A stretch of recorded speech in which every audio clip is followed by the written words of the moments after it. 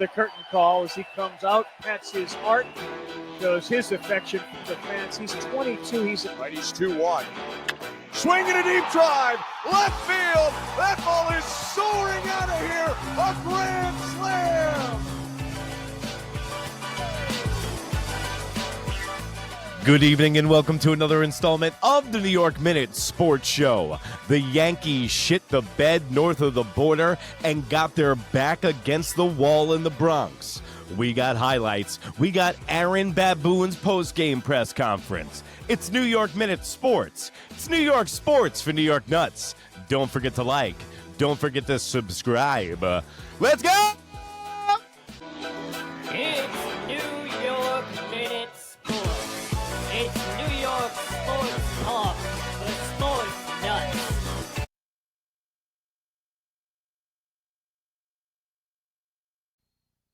Well, there you have it, folks. It was a beating of biblical proportions. Welcome to the New York Minute Sports Show. And I thought it was very apropos to face my critics with no sunglasses on tonight because guess what? I can dish it and I can take it. And also, I can give L's out. I can take dubs. I can do it all, folks. And the New York Yankees took two huge L's north of the border. And that guy that I said should be bagging groceries at Ralph's, well, guess what? Maybe he can get the day off and be a pitcher for the New York Yankees because after 5 innings of 0 hit, 11 strikeouts, the Toronto Blue Jays were rolling north of the border against the New York Yankees, who could not come up for air if they tried. But then towards the end of the game, too, the Yankees actually scored 7 runs, but we'll break it all down for you right here. The one thing I can say, it's not Baboon's fault. I didn't think I'd be here in October saying that what is transpiring with the New York Yankees right now is not Baboon's fault. But Aaron Boone does not have his fingerprints on this one. And in fact, I like what he did in game 2. He bit the bullet, Fried shit the bed, then you had Warren come in, and Warren was the sacrificial lamb because I heard a lot of Yankee fans getting on Aaron Boone saying, why did you leave Warren in? What did you want him to do? Did you want him to bring in the whole bullpen in a game that they knew they were going to lose and just waste all of your arms for the rest of the series? Because this series is not over. And the Toronto Blue Jays just outscored the New York Yankees 28-8. The Toronto Blue Jays just dominated them with pitching in 2 straight games. But Toronto Blue Jay fans, I wouldn't get too anxious. I wouldn't get too ahead of myself. Yeah, the Yankees are in a deep hole, but I've seen this show before, and I've seen it 3 times in my lifetime. I saw the Boston Red Sox come down against my team from 3 games down. I watched the Derek Jeter flip where they came back against the Oakland A's 2 games down. And then even the Greg Bird New York Yankees in 2017 came back down 2 games. Now, it doesn't look good. But you know what? It's the darkest before the dawn. And I said it here on this show. The only team that's going to beat the New York Yankees is the New York Yankees. And that's exactly what they're doing right now. The New York Yankees have a tendency of getting into the playoffs and then changing their approach, which they did all year long, whether it was game 1 where they tried to get ahead of Kevin Gausman and hit that fastball before he started throwing the breaking ball, but then they have 5-pitch innings. They do not work counts. They don't work at bats. This kid was flame-throwing and he was untouchable. I get it. And sometimes, just like Cam Schlittler the other night had that unstoppable stuff, you're going to fall into nights like that. But once he gets out of the game, the New York Yankees started to do a little bit of work on that bullpen. They used 8 pitchers, the Toronto Blue Jays. And in fact, I know it was like a split squad scrimmage that game because you had Max Fried come in and it was a blowout. And then you had Will Warren come in and that was a blowout. So it was almost like 2 games, but the Yankees did what they could. If you're going to lose the games that the way that the New York Yankees did, might as well try to get them tired, try to get the arms out on the bump so you can get more looks at them. But you know what? The Toronto Blue Jays coming into a raucous Bronx in the stadium tomorrow night, that place is going to be crazy. I am a firm believer, and this is not copium, I'm a firm believer in certain teams only have so many runs in their arsenal per series. The Toronto Blue Jays have scored 28 runs. And I know they're a good hitting team. I get it. They're obviously a good team. They're the number 1 seed in the American League, and I will give them their flowers, and they're beating the New York Yankees right now. But it seems like they came back from the long break hot as anything. And I think the fact that they spent so many bullets and they spent so many runs against those 2 games that I think the Yankees are going to win tomorrow night in the Bronx. And then if they can steal one with Cam Schlittler, all bets are off in a Game 5. And I know going into Toronto is going to be a daunting task. Now, Judge and Vladimir Guerrero. This is the tale of 2 cities. You have one of the best regular season players of all time, Aaron Judge. He's going to win a batting crown this year, probably MVP. $400 million contract. Then you have somebody like Vladimir Guerrero Jr., who the Toronto Blue Jays, they overpay for to keep those guys north of the border. They do it to all the free agents. They even set up the cuck chair in the Motel 9 so they can watch their wife get did. But the Toronto Blue Jays, they overpay for everybody, and they overpaid for Vladimir Guerrero Jr. Now, my point is that Vladimir Guerrero Jr. makes $500 million. He only hit 23 home runs this year, which was a lackluster season.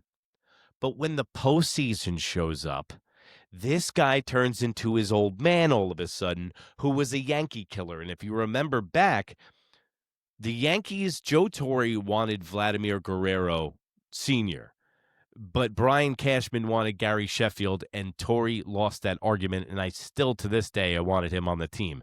But the point I'm making is that there's 2 kinds of players. Aaron Judge is a regular season phenomenon. He's a god, okay? But when he gets to the postseason, he shrinks. Now, this is the anomaly about Aaron Judge, is that this guy is hitting .444. He has the most hits in the postseason, and they're not worth shit. Okay? They're not worth anything. Then you get it from the side of people like Yankee fans are awful because they get on Aaron Judge's case. How could you get on Aaron Judge's case? Did you see that play in the outfield right there? This guy, it's in Aaron Judge's head now. This whole playoff monkey on his back thing was cute back in 2019. It's 2025 now. It's a big fucking problem, man. He gets skittish in big spots. And then you have a guy like Vladimir Guerrero Jr. show up, who I wouldn't want during the regular season, who takes games off, comes up and hits a grand slam. Every goddamn hit this guy gets is major. It's for power. It's clutch. It's in a big spot. That's the kind of dudes that you need. Those are the kind of guys that the Yankees have been missing for so long. And if you look at the way that the Toronto Blue Jays are created, they're a page out of the 1996 New York Yankees, the way they play small ball, the way that they work counts, the way that they're such a pain in the ass in the batter's box, that they get these pitchers lost in the sauce, and then they take them deep. So listen, I will be the first one to say it is a tall order for the New York Yankees to come back against the Toronto Blue Jays. And I think it's slim to none, and maybe Slim just left town. But let's just address some other stuff. In the comment section, before I go to Aaron Boone's press conference, just for the people in the comment section, I think I'm a really good sport on this channel, especially with Red Sox fans, especially with Orioles and Blue Jays fans, okay? I think I tolerate a lot of the shit in the comments and stuff like that. A lot of you guys are great sports, and I get it and stuff. I think I'm pretty open to the people in the comment section. Just a PSA, don't be a dick, okay? This channel was created for good vibes, Okay, this show is created to see my energy and to see my passion about baseball and to share that with you guys. This ain't no pissing contest. This isn't a personal thing. This isn't going to be some beef because some of the things that were said in the comment section this past week, I can take, hey, you were wrong about the game. That's all good. I'm talking about personal bodily harm stuff. Okay? That's like a little over the top. It's not a little. It's way over the fucking top. So I'm just saying, you know who you are if you're one of the good followers. I appreciate you guys following me. I love doing the show for you guys, but just don't make it serious, all right? At the end of the day, we're talking about sports, all right? This is the treehouse of life. This means nothing. If baseball were to go away tomorrow, okay, life goes on. And also, that's where I was today. We had to put a loved one. We had a ceremony for them celebrating their life today. So that was for the late broadcast that we had today. And shout out to my grandfather, Thomas, and my grandmother, Stella Thomas, who were laid to rest today. God bless your soul for eternity. You guys are finally back together. And my grandpa, Thomas, ran the phones at Shea Stadium, and he was there for the original Super Bowl for the Jets. So today I had a family day, and it was a great day. I got to see a lot of people haven't seen in a long time. But, shout out to my pops and my grandma, finally at rest with each other. And let's go to Aaron Boone's post-game press conference. Shut down the offense, hit loose through 5 in the third, striking out 11. What was it about his stuff that was clearly challenging for your offense? Yeah, I mean, that was nasty stuff. I mean, that split is, unlike much you ever run into. And you had to go and he was starting it up a lot, breaking it down off the plate, using his fastball enough. Bro, this guy was like electric dynamite. And by the way, reason I wear the shades, I have all these ring lights in my room and it kills my eyeballs. So it's just easier for me to wear these. But dude, the pitcher on the Toronto Blue Jays, whatever that 12 o'clock to 6 o'clock release funk that he's got going on, I don't know what it is, but it works. 5 innings, scorcher. You know what? But at the same point, great performance, great postseason performance. Cam Schlittler went 8 innings the other night. That is a great monumental postseason performance. Baseball does get a little carried away. This guy went 5 innings.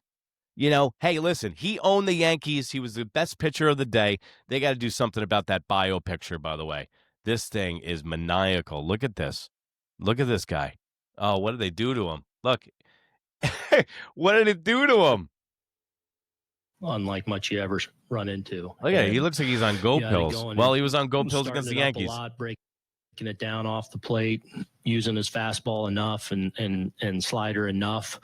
But we just didn't have an answer for the split that, he was on his game.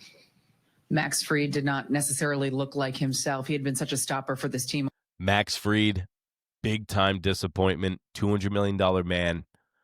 I'm not going to say that I had a feeling this was going to go down, but Max Fried did not pitch well in Toronto this year, and Toronto makes him work. And when Max Fried does not have his control, he's a liability. And when he doesn't have his control, he's going to let up 5 runs, and that's exactly what he did. All season long, what was different about his stuff this afternoon? Yeah, I don't know. I mean, I'd have to look back and see a couple of but didn't seem to have the same command, probably not getting pitches to where he wanted to get them. Life and everything seemed fine. But just, they obviously had some hard contact. They were able to find some holes with their contact. All right, Yankee fans, this is the thing. This isn't college football. The more points you score, the better of a ranking or a seeding you're going to get, okay? 1 win is 1 win. The bullpen is not that tired out, even though they're a fucking liability. I get it. Listen, all hands on deck for the New York Yankees right now. But if you were approaching being down 2 games, you have a healthy team, the bullpen is rested, you have Rodón and Cam Schlittler going in the next 2 games. The Yankees have to show up, and who has to show up is Giancarlo Stanton, who's on the back of a milk carton right now, who's playoff G. Giancarlo Stanton, where are you? Aaron Judge, we need more power. And Trent Grisham, where are you? Reggie Jackson, Albert Einstein had a child, baseball savant during the regular season, coming up real small in the postseason. This is what I was worried about. Also, did you still want to re-sign Trent Grisham? Because this is what I was worried about. He had a season above his skis, and now he's starting to come back to earth. And also, Yankee fans, do you think the Yankees can win 2 in the Bronx? I don't think it's too much out of the question. But just not as sharpest, obviously. Other questions? I'll go to the fourth row and get right here. Aaron, having never seen you Savage before, how much can you prepare for someone, and how different is it once they step in the batter's box, especially with that unique arm angle? Yeah. I mean, you can prepare pretty well. I mean, there's a lot of information, a lot of video, a lot of those things. You're facing different pitchers every day, and you know what different fastballs and stuff looks like. So you at least have an idea. But then there's no substitute for experience, someone too. And then the fact that he is a bit unique, I'm sure played into, a little bit of his effectiveness, but he was on his game, and, he was, and, we just obviously had a hard time putting it in play against him. Second row from Chris. What made you go to Will in that spot, considering he hadn't, come out of a relief appearance before? That's the spot that he's got a chance to be successful in, to keep it a game there. So we're, going to take our shot there with Will.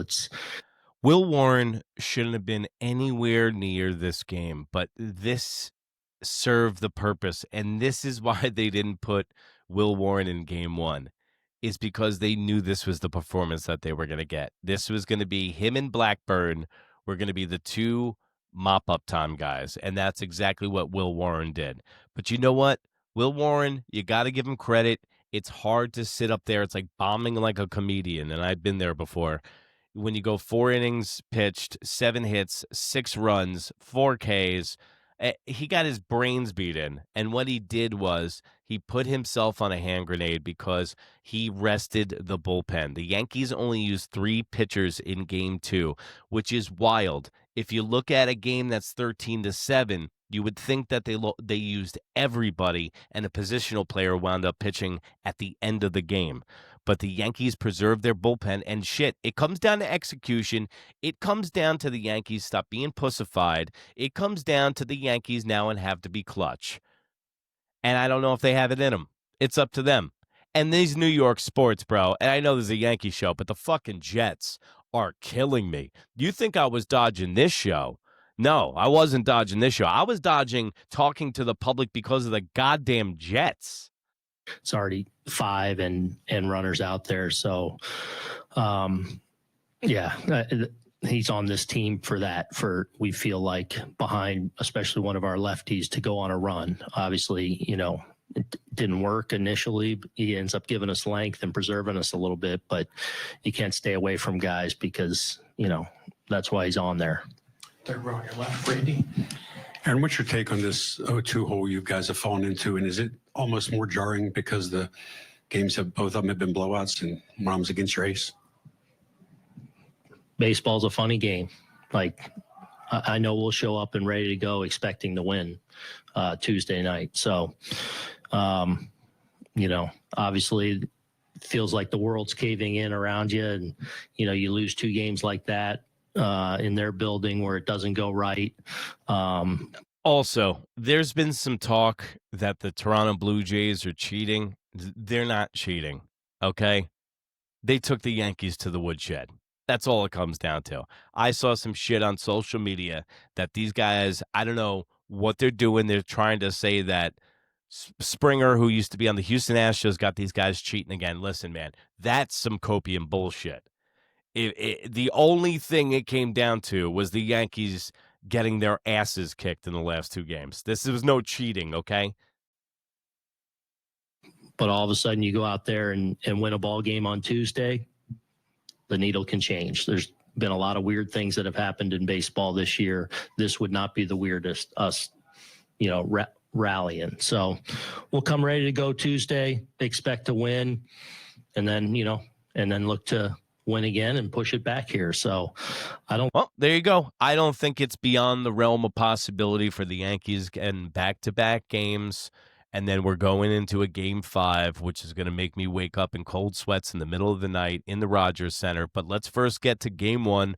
Carlos Rodón has to be efficient tomorrow. The Yankees are due for a good starting pitching performance. Also, the Yankees are due in the batter's box. Trent Grisham, Giancarlo Stanton, Aaron Judge. Season comes down to tomorrow. Win and advance, lose, go home. Aaron Judge, we need you, man. You know what? While you're polishing off that MVP in the offseason, while other people are polishing off their World Series rings, that does nothing for me. I need Aaron Judge. I don't need a singles hitter. And you know what? Aaron Judge was busting Giancarlo Stanton's balls for being a singles hitter earlier in the year. And now they've just switched bodies. And playoff G, where you at, bro? We need you, man. Calling, I'm hitting the bat signal, Yanks. Hitting the bat signal, Yanks. Judge, Big G, Trent Grisham, we need you next game. We need you the next 3 games. Or the Yankees are donezo.